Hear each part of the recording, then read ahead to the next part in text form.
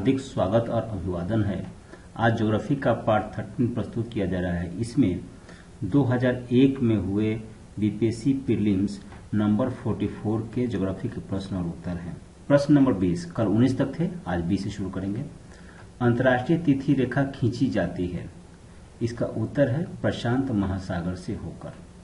प्रश्न है अंतर्राष्ट्रीय तिथि रेखा, इंग्लिश में इंटरनेशनल डेट लाइन, उत्तर होगा प्रशांत महासागर से होकर। इसके तथ्य जो नीचे लिखे हैं बताने से पहले हम मैप पर जाते हैं। मैप है, देखिए केसरिया रंग से एक रेखा खींची गई है। यह रेखा है 180 डिग्री देशांतर, लॉन्गिट्यूड बोलते हैं या देशांतर हिंदी में बोलते हैं, 180 डिग्री लॉन्गिट्यूड। तो यह रेखा ही है इंटरनेशनल डेट लाइन, अंतर्राष्ट्रीय तिथि रेखा। यह रेखा उत्तरी ध्रुव से लेकर दक्षिणी ध्रुव तक खींची गई है। साथ में ही यह यहाँ पर बेरिंग जल संधि से और एक पूरा का पूरा पैसिफिक ओशियन है, प्रशांत महासागर है, यहाँ से गुजर रही है। तो प्रश्न देखा था किधर से गुजरती है, उत्तर था प्रशांत महासागर से, किंतु यह बेरिंग जल संधि से भी गुजरती है। तो पूरा का पूरा बातें भी आपके सामने आ गई, बेरिंग जल संधि से भी गुजरती है। फिर इस रेखा से तिथि का निर्धारण होता है, जैसा कि नाम से स्पष्ट है, इंटरनेशनल डेट लाइन या अंतर्राष्ट्रीय तिथि रेखा। इस रेखा के अगर बाएं तरफ जाते हैं तो अगर आज 28 जून है तो इसी रेखा से दाएं तरफ जाने पे तिथि एक दिन बढ़ जाएगी, यानी 29 जून की तारीख हो जाएगी। तो इस तरह से इस रेखा के बाएं तरफ अर्थात पश्चिम की तरफ तारीख जो होती है उससे एक अधिक होती है, इससे इस रेखा से दाईं तरफ अर्थात पूरब की तरफ जाने में। अब देख लेते हैं तथ्यों को। प्रश्न था अंतर्राष्ट्रीय तिथि रेखा खींची जाती है, उत्तर है प्रशांत महासागर से होकर। बेरिंग जल संधि भी हो सकता था, दोनों भी हो सकता था। प्रशांत महासागर बेरिंग जल से दोनों से गुजरती है रेखा। 180 डिग्री की देशांतर रेखा होती है जिसे कहते हैं अंतर्राष्ट्रीय तिथि रेखा। और पश्चिम की तरफ जाने पे इस रेखा से दिन घटता है और इस रेखा से पूरब की तरफ जाने पे दिन बढ़ता है, बता दिया था मैंने। और इस रेखा का निर्धारण वाशिंगटन में हुआ था 1884 में। तो ये तथ्य थे। प्रश्न 21, मलक्का जल संयोजक में आने जाने की सुविधाएं हैं। मलक्का जल संयोजक अर्थात मलक्का स्ट्रेट, जल संयोजक अर्थात मलक्का जल संधि, मलक्का स्ट्रेट। तो प्रश्न है मलक्का जल संयोजक में आने जाने की सुविधाएं हैं हिंद महासागर से चीन सागर तक। देखिए इसको भी मैप में पहले यहाँ पे देखिए जो मैं सर्कल कर रहा हूं, यह है मलक्का, नाम उधर लिखा हुआ है। दो भूभागों को संकरा सा जो इलाका होता है, दो महासागरों को या दो सागरों को, दो सागर जब किसी संकरी इलाके से गुजरते प्रतीत होते हैं तो उसको बोलते हैं जल संधि। जो मैं सर्कल किया यहाँ पे डीप सा, यह बोलते हैं स्टेट, जल संधि या स्टेट, राइट। तो इसका नाम है Malacca state. Malacca state Malaysia और इंडोनेशिया के बीच में है। और इस तरफ है मलक्का स्टेट के इस तरफ है अंडमान सागर, अंडमान सी, और इस तरफ है दक्षिण चीन सागर चाहे चीन सी, राइट। तो प्रश्न था मलक्का जल संयोजक, प्रश्न था मलक्का जल संयोजक में आने जाने की सुविधाएं हैं हिंद महासागर से चीन सागर तक। आप जानते हैं अंडमान सागर हिंद महासागर का ही भाग है। तो तथ्य भी देख लेते हैं, अंडमान सागर और दक्षिण चीन सागर से जोड़ता है, मलेशिया और इंडोनेशिया के मध्य में है स्टेट ऑफ मलक्का। प्रश्न 22, फिजी द्वीप अवस्थित है। फिजी द्वीप कहां पर है, तो इसका उत्तर है प्रशांत महासागर में है फिजी द्वीप। यह ऑस्ट्रेलिया महाद्वीप के अंतर्गत आता है फिजी। साथ में ही फिजी की राजधानी याद कर लेंगे आप, फिजी की राजधानी है सुवा। जब आपके सामने मैप होगा तो ऑस्ट्रेलिया के, अगर आप ऑस्ट्रेलिया से दाएं तरफ देखते हैं तो 180 डिग्री डेट लाइन जो हमने देखा था उसी के पास फिजी है और उसकी राजधानी सुवा लिखा हुआ है। जब भी आप ज्योग्राफी पढ़ें तो आपके सामने विश्व का मानचित्र, भारत का मानचित्र और बिहार का मानचित्र होना चाहिए। 23 नंबर प्रश्न होगा, किलिमंजारो है एक, किलिमंजारो क्या है? उत्तर है ज्वालामुखी है। यह एक सुसुप्त डोरमेंट ज्वालामुखी है, डोरमेंट वोल्केनो है। सुसुप्त ज्वालामुखी मतलब जो अब जिसे फिर से जगने की संभावना नहीं है। यह अफ्रीका महादेश का सबसे ऊंचा पर्वत है किलिमंजारो, याद रखेंगे आप। अफ्रीका महादेश का सबसे ऊंचा पर्वत किलिमंजारो हो गया। ऊंचाई देख लेते हैं, ऊंचाई है 5895 मीटर। साथ में यह तंजानिया में, अफ्रीका महादेश का तंजानिया है, वहां पर स्थित है किलिमंजारो। 24 नंबर प्रश्न है, संसार का छत किसे कहते हैं? आप सबको याद है, पामीर को कहते हैं संसार का छत। इसकी ऊंचाई है 3600 मीटर और तिब्बत के पठार के उत्तर में स्थित है यह पामीर का पठार या संसार का छत। 25 सौर ऊर्जा निम्न में से किससे प्राप्त होती है? सौर ऊर्जा जो ऑप्शन थे उससे आप जानते हैं, आप समझ भी जाते हैं ऑप्शन देखकर। सूर्य से सौर ऊर्जा प्राप्त होती है। सौर ऊर्जा जो सूर्य से प्राप्त होती है वह हमें प्राप्त होती है सूर्यातप के रूप में, और जितना सूर्यातप होता है सूर्य का, उसका केवल 2 अरबों भाग ही पृथ्वी पहुंचता है और उसी से हमें पूरी ऊर्जा प्राप्त हो जाती है। इस ऊर्जा की मात्रा स्थान पर भी निर्भर करती है, जैसे कि विषुवत रेखा पर सबसे अधिक सूर्यातप प्राप्त होती है, और अगर ध्रुवों पर बात करें तो ध्रुवों पर विषुवत रेखा की तुलना में 40% कम सूर्यातप प्राप्त होती है। तो इस तरह से आपने प्रश्न 25 देख लिया। 26 ग्रह जिसका कोई उपग्रह नहीं है, ग्रह जिसका कोई उपग्रह अर्थात सैटेलाइट नहीं है। ऑप्शन में बुध था, डेफिनेटली बुध का नहीं है, किंतु एक और ग्रह है हमारे सोलर सिस्टम में, वह है शुक्र। शुक्र का भी कोई उपग्रह नहीं है। बुध के बारे में थोड़ा देख लें तो सौर मंडल का सबसे छोटा और सूर्य के सबसे समीप यह ग्रह है, और सूर्य की परिक्रमा करने में इसको लगभग 88 दिन लगते हैं। प्रश्न 27 पे, हमारे अंतरिक्ष में कितने तारामंडल हैं? तारामंडल अर्थात कॉन्स्टेलेशन पूरे 88 हैं, जो वर्तमान रिकॉर्ड है उसके अनुसार। सबसे बड़ा तारामंडल का नाम है हाइड्रा, याद रखेंगे आप इसको। प्रश्न 28 पर, शनि सूर्य के चारों ओर एक चक्कर लगाने में समय लेता है।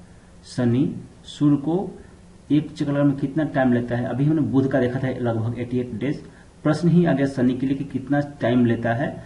इसका है 29.5 वर्ष, 29.5 ईयर्स टाइम लगाता है, इसको लगता है सूर्य के चारों तरफ घूमने में, अर्थात सूर्य की परिक्रमा करने में। इसके अभी 82 उपग्रह हैं, इसकी संख्या बदलते जा रही है, जिससे जैसे खोज होता है उपग्रह की संख्या बदलती जाती है। बृहस्पति के बाद यह दूसरा सबसे बड़ा ग्रह है, यह भी याद रखना है। शनि का सबसे बड़ा बृहस्पति और दूसरा नंबर शनि। एकमात्र ग्रह है जिसका वायुमंडल है पृथ्वी के वायुमंडल के समान, और इस ग्रह के चारों तरफ वलय हैं, रिंग्स हैं। तो यह प्रश्न 28 हुआ। 29 पारादीप अवस्थित है। पारादीप एक समुद्र में बंदरगाह है, यह ओडिशा में है, और यह ओडिशा में अवस्थित है। 30 नंबर यूरेनस, हिंदी में बोलते हैं अरुण। यूरेनस अरुण सूर्य के चारों ओर एक परिक्रमा में समय लेता है। देखिए आप, यूरेनस का भी पूछ दिया। यह 84 वर्ष लगाता है सूर्य की परिक्रमा करने में समय। इससे पहले आपने देखा था शनि का, शनि लगाता था 29.5 वर्ष, और इसके पहले देखा था आपने बुध का, बुध लगाता था लगभग 88 दिन। यह लगा रहा है 84 वर्ष, यूरेनस लगा रहा है 84 वर्ष सूर्य की परिक्रमा करने में। इसका घूर्णन काल अर्थात अपने अक्ष पर घूमने में कुल 10 घंटे 45 मिनट लगते हैं। यह एक शीत ग्रह है, यहाँ पर मीथेन की प्रधानता है। अपने अक्ष पर 8 डिग्री झुका है, जैसे कि हमारी पृथ्वी 23.5 डिग्री झुकी है। लुढ़कता हुआ सा प्रतीत होता है, झुका है तो लुढ़कता हुआ प्रतीत होता है, और ये हरे रंग का है। देख लीजिए फिर से यूरेनस के बारे में, जो उत्तर है यह तो 84 वर्ष हो गया परिक्रमा करने का समय। शीत ग्रह है, मीथेन है, यहाँ पे 8 डिग्री झुका है, लुढ़का हुआ सा प्रतीत होता है और हरे रंग का है। 31 किस वैज्ञानिक ने अपर्दन चक्र परिवर्तित किया? परिवर्तित किया मतलब उसमें सुधार किया। उत्तर है पैंक ने सर्वप्रथम अपवर्तन चक्र का सिद्धांत दिया था विलियम डेविस ने। सिद्धांत दिया था विलियम डेविस ने अपवर्तन चक्र का 1884 से लेकर 1934 के बीच में विलियम डेविस ने सिद्धांत दिया था अपवर्तन चक्र का, अर्थात कैसे कैसे हमारी स्थलाकृति है उसमें अपवर्तन होता है, इसका सिद्धांत दिया था, लेकिन इसको परिवर्तित कर दिया है पैंक ने। प्रश्न का उत्तर पैंक होगा। 32 गल्फ स्ट्रीम है। गल्फ स्ट्रीम, स्ट्रीम मतलब जलधारा, गल्फ जलधारा है एक महासागरीय गर्म जलधारा है। देखिए जलधाराएं दो तरह की होती हैं, ठंडी जलधारा और गर्म जलधारा। तो यहाँ पर जो गल्फ स्ट्रीम है यह है गर्म जलधारा। इधर देखिएगा, इधर न्यूफाउंडलैंड है, न्यूफाउंडलैंड है, यहाँ पर लेब्राडोर जलधारा होती है, लेब्राडोर। यह एक ठंडी जलधारा है और यह एक गर्म जलधारा है। मैक्सिको खाड़ी में ये उत्पन्न होती है जलधारा, खाड़ी उत्पन्न होती है मैक्सिको खाड़ी में। और जब मैक्सिको खाड़ी का नाम आया है तो मैक्सिको खाड़ी के बारे में है कि यह विश्व की सबसे बड़ी खाड़ी है, विश्व की सबसे बड़ी खाड़ी है मैक्सिको खाड़ी। तो गल्फ स्ट्रीम अर्थात गल्फ जलधारा एक महासागरीय जलधारा है जो कि मैक्सिको खाड़ी में उत्पन्न होती है और उत्पन्न होकर इसके बढ़ने का डायरेक्शन आप देख सकते हैं कैसे कैसे जा रही है। और एक ठंडी जलधारा का भी नाम बता दिया आपका, लेब्राडोर ठंडी जलधारा है। 33 नंबर, पृथ्वी के चारों ओर गैसों के समूह को क्या कहते हैं? पढ़ा है आपने, वायुमंडल कहते हैं, किंतु वायुमंडल के बारे में कुछ तथ्य हैं, इसे देख लेते हैं। जो वायुमंडल के गैस होते हैं वह गुरुत्वाकर्षण बल के कारण आपस में जुड़े प्रतीत होते हैं, गुरुत्वाकर्षण बल उनके बीच काम करता है। वायुमंडल की मोटाई लगभग 10,000 किलोमीटर है और इतना मीटर 10,000 किलोमीटर है, किंतु 99% जो गैसेस होती हैं केवल 32 किलोमीटर की ऊंचाई तक ही पाई जाती हैं, बाकी 1% गैसें बाकी ऊंचाई पर मिलती है, जिसकी ऊंचाई या मोटाई आप देख रहे हैं 10,000 किलोमीटर है।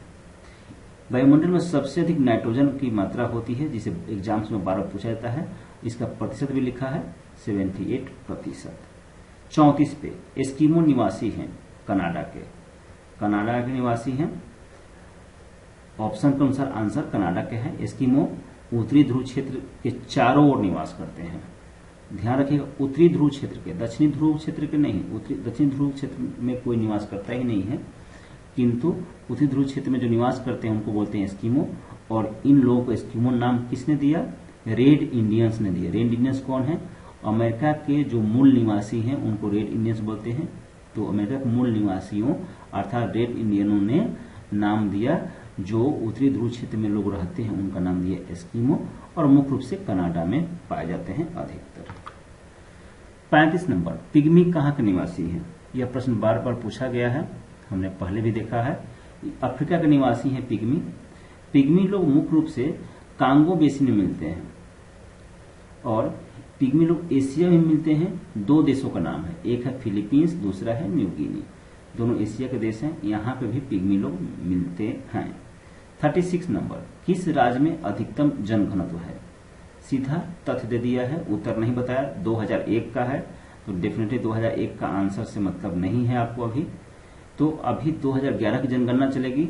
2011 की जनगणना के अनुसार बिहार का जनघनत्व 1106 है, जो अधिकतम है देश में। न्यूनतम जनघनत्व किस राज्य का है? इसी जनगणना के अनुसार 17 है जनघनत्व।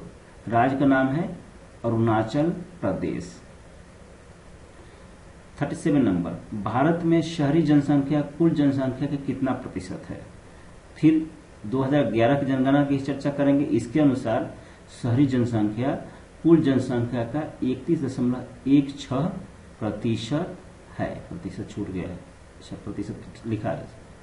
38 नंबर और लास्ट नंबर, वर्ष 2091 की जनगणना के अनुसार भारतीय अर्थव्यवस्था में जन्म दर क्या है? जन्म दर पूछ रहा है, जनगणना का वर्ष है 2091। अभी 2011 की बात करेंगे तो इसमें जन्म दर है जो अशोधित क्रूड बर्थ रेट है, यह है 21.8%। जमदह है 21.8%। तो दोस्तों भाग 13 में कुल 19% थे, खत्म होते हैं। वंदे मातरम, जय हिंद।